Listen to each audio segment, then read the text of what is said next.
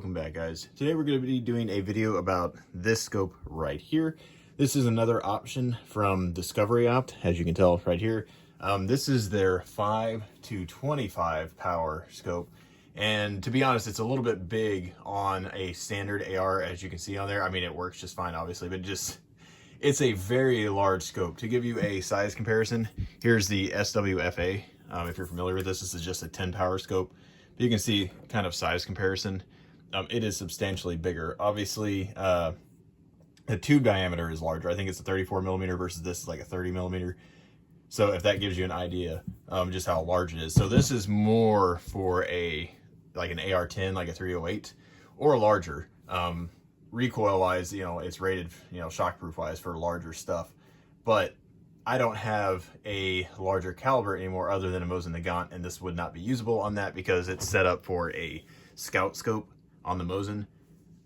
At the moment, I'm looking to get an AR-10 at some point, and this is going to be the scope that goes on it. I originally had this SWFA for that, and I actually originally had this scope over here on a Remington 700 that I had set up years and years ago. If I have pictures of it, I'll show you. But the Remington had issues with quality control, or at least the company as a whole. And whenever I bought that, I wasn't getting the greatest accuracy out of that gun anyway. So I don't know if it was an issue with the bolt, not locking up correctly or what it was. But I ended up selling that gun. And because of that, I no longer have a long range gun. So it's on the list.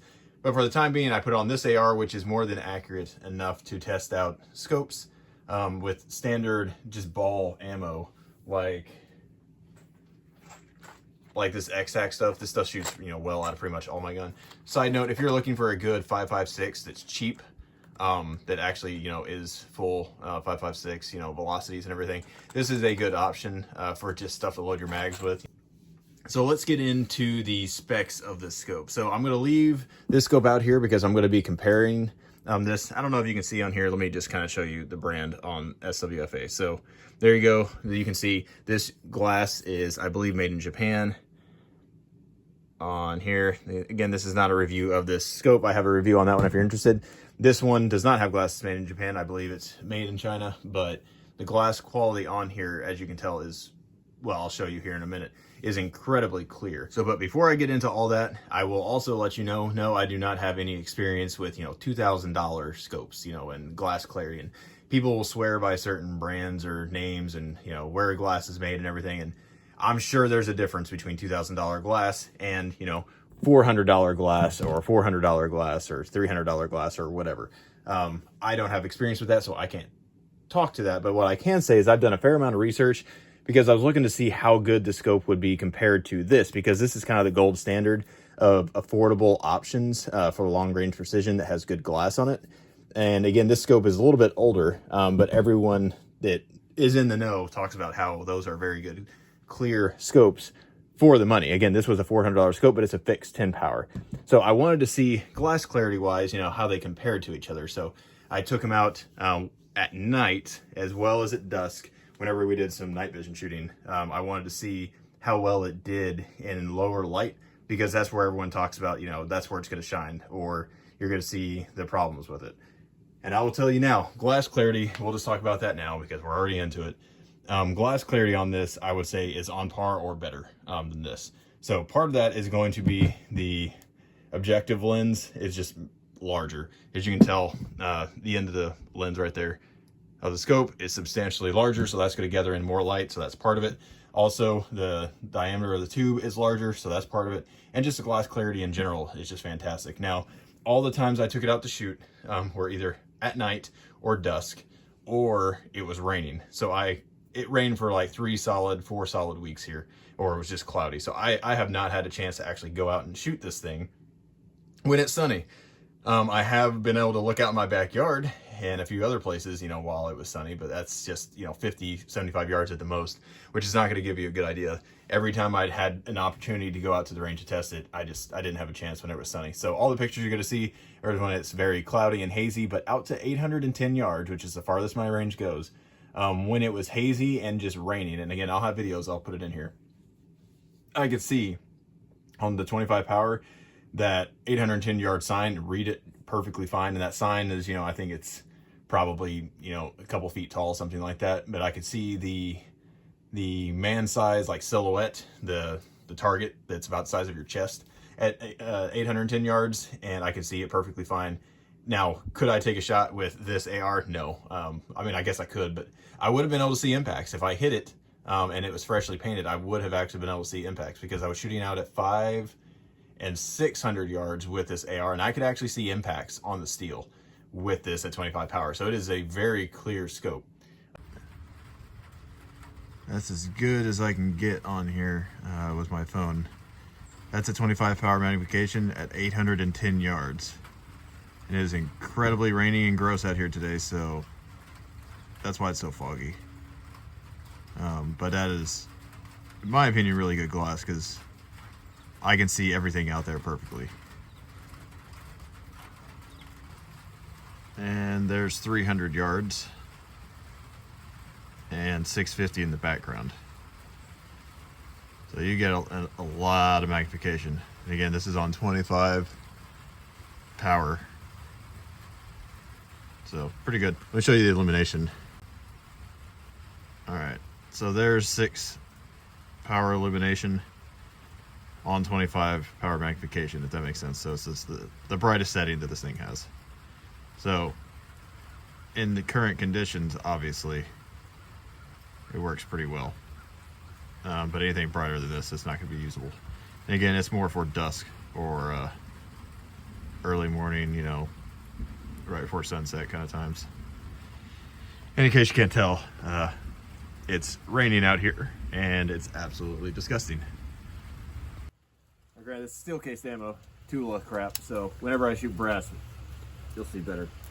I gotta say though, it is so nice having 25 power magnification. I don't need anybody spotting for me out here. I can spot for myself. I can see every bullet impact in the dirt. This scope is crystal clear. I can see rain droplets at 300 yards. Crystal clear. And I can see the splatter. Like, this is nice.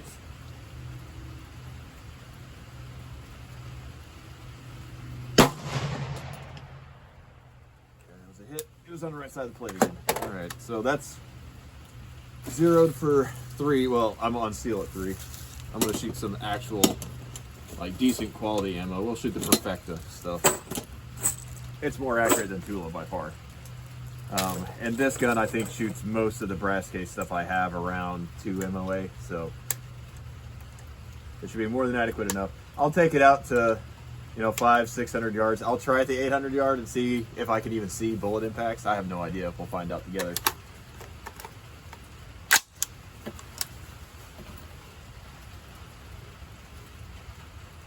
Okay, 300 again. Yeah, relief isn't bad, honestly, at 25. I expect it to be much worse. It's very similar to a 10X on an LPVO, or like, you know, an 8X or something, where you kind of have to have just that right sweet spot. But on 25 power magnification, I mean, what do you expect? Yeah, that's much more forgiving just where it's at. So on 17, it's incredibly forgiving. Let's try 21. 21, it's better. 25, still definitely usable. Not a big deal. The parallax adjustment, or the clarity at different distances, you definitely want to adjust. So again, let's shoot this stuff and see where it hits.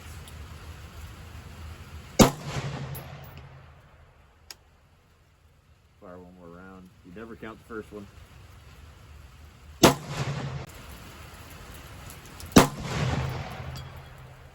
That was a good solid hit.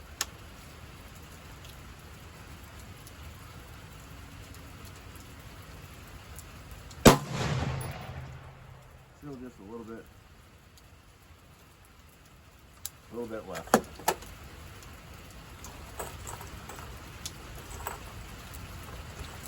And I will go down here and group it so you can see that it does hold 0.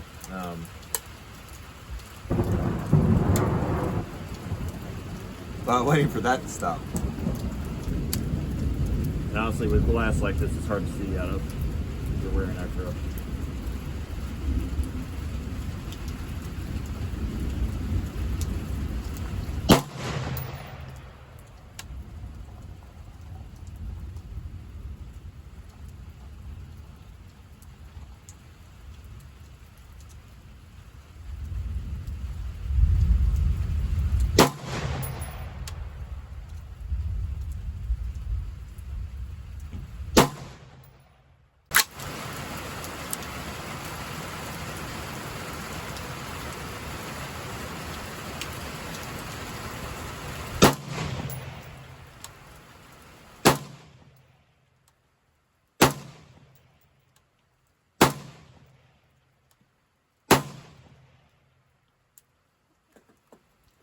all those are hits. And with steel case, I'm thrilled. So again, glass clarity, fantastic. I'll show you video footage. But first, let me go over, before we get into like all the specs and details, let me show you all the stuff it comes with, because sometimes y'all are interested in that. So here is all the specs on it. In case you're wondering, you can pause the video here and look at that. I'm not going to read all those to you because I try to make these videos short. It also comes with, and I thought this was awesome. I didn't know these things existed. I mean, I'm sure they're only like $5 or something, but this leveling kit is fantastic. So all you do is you just put this piece on top of your pick rail, just up top, underneath the flat part of the scope. You just put it on there, and then you use whichever, you know, depending on how high the scope is, you just use whichever wedge and wedge it in there, and that will force it to go level whenever the rings are loose, obviously. And I've never leveled a scope with that, and I will say now, this makes it substantially easier. I'm going to be using this on every single scope I have now to actually make sure all my scopes are level, because I've never done that. I just kind of eyeballed it, and, you know, because every scope's slightly different. Sometimes depending on how cheap the scope is, you know, the reticle won't be perfectly centered with, you know, the level of the scope itself. Sometimes that happens, but that is a fantastic little addition. Never knew I needed it until I had it. So comes with your instruction booklet. Now, their instruction booklets don't have a whole lot of super good details in there, so I don't really care about that. I don't read instructions. I'm a dude. We don't do that. It comes with good scope rings. So here's the scope ring box. It comes with a couple extra screws, because you're always going to lose those, and it comes with an Allen wrench. That's normal.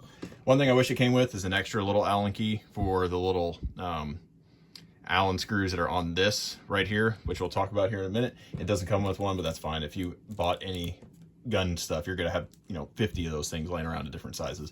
Comes with a little cloth to wipe the lens off, and then it also, so you can kind of see the quality control that they do, it comes with, and I'll let you pause it here if you want, but they actually go through and check all of these things, because they talk about how the accuracy on here, like the return to zero, is less than 1% like deviation, if that makes sense. So if you're familiar with that, what that means is whenever you adjust your scope, let's say you adjust it, you know, 20 clicks left, 20 clicks up, 20 clicks right, 20 clicks down, then back over 20 clicks, it should be on the same spot. There's a term for that. I don't remember what it's called, but it's more or less a return to zero.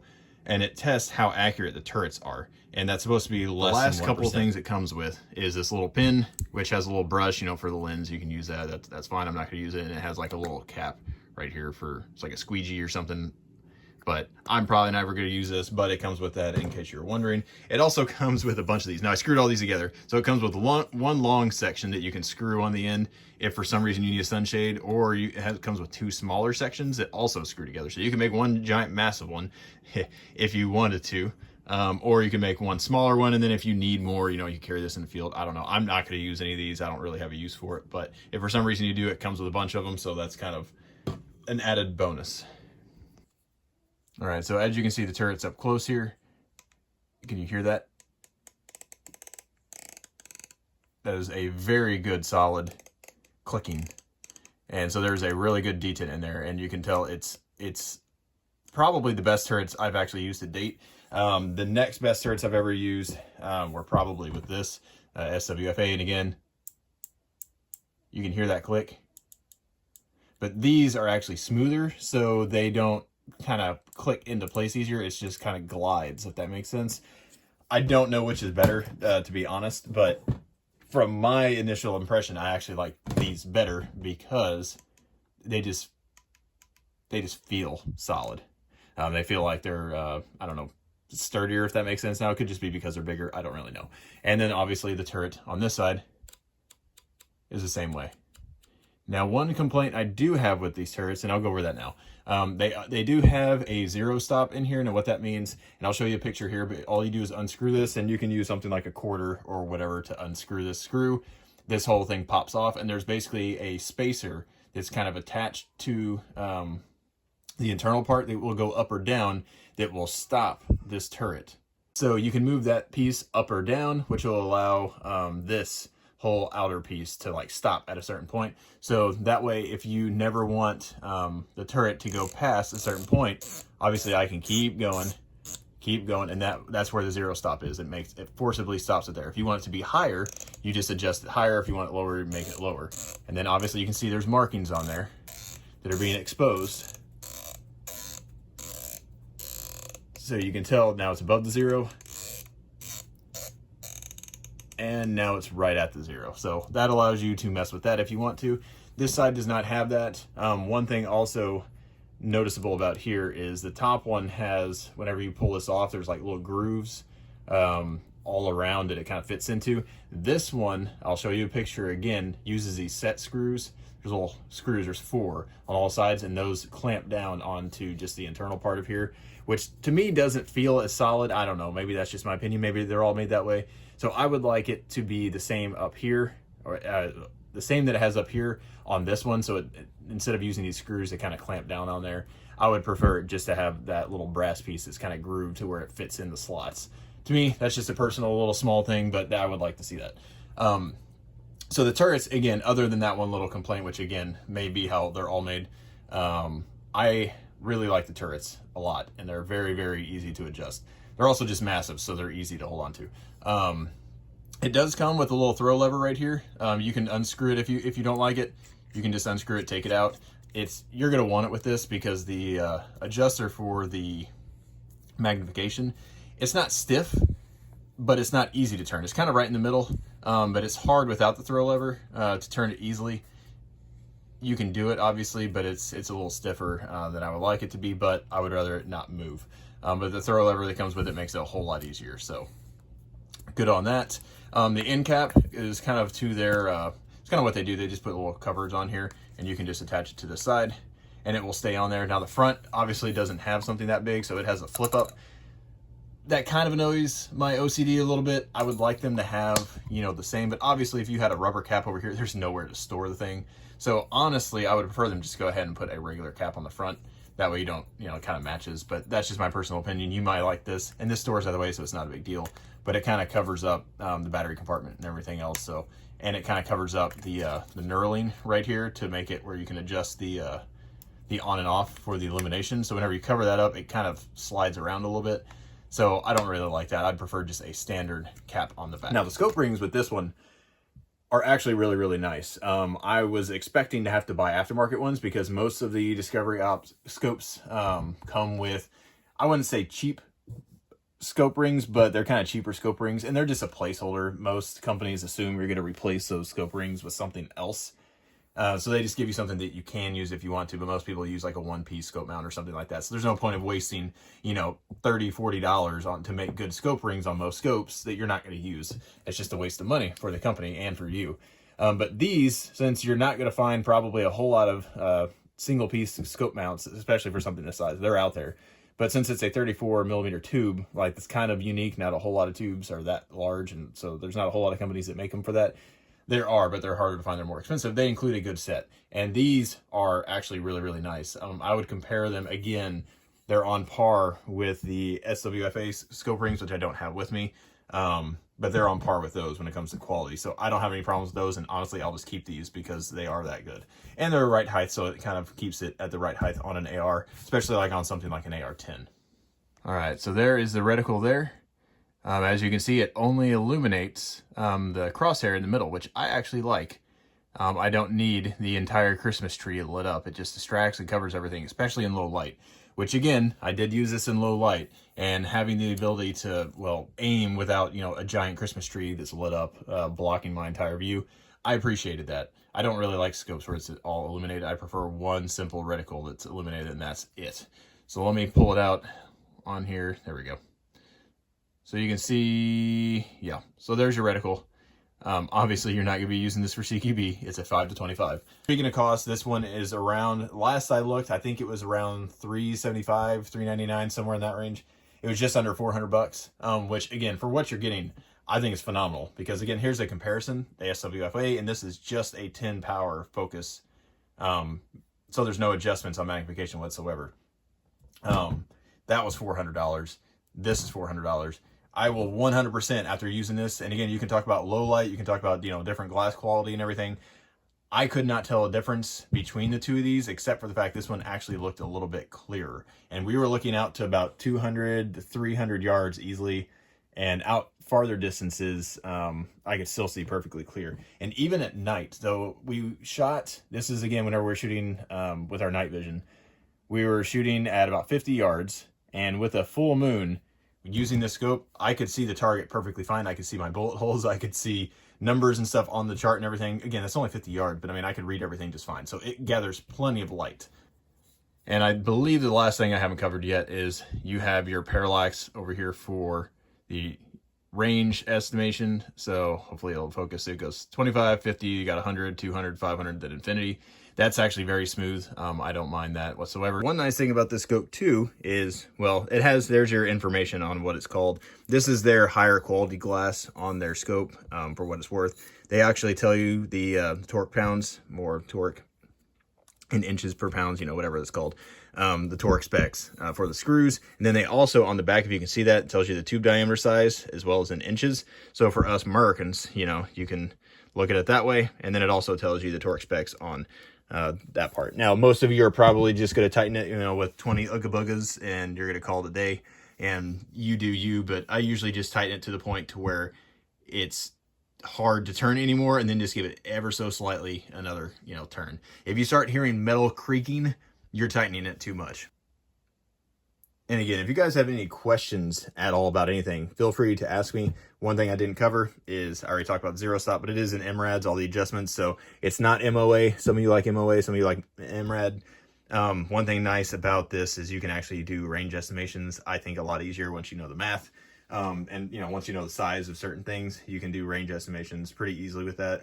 The reticle is nice. I don't have any problems with it. And from a durability standpoint and just usage standpoint, this thing was phenomenal for me. So again, if you have any questions, let me know.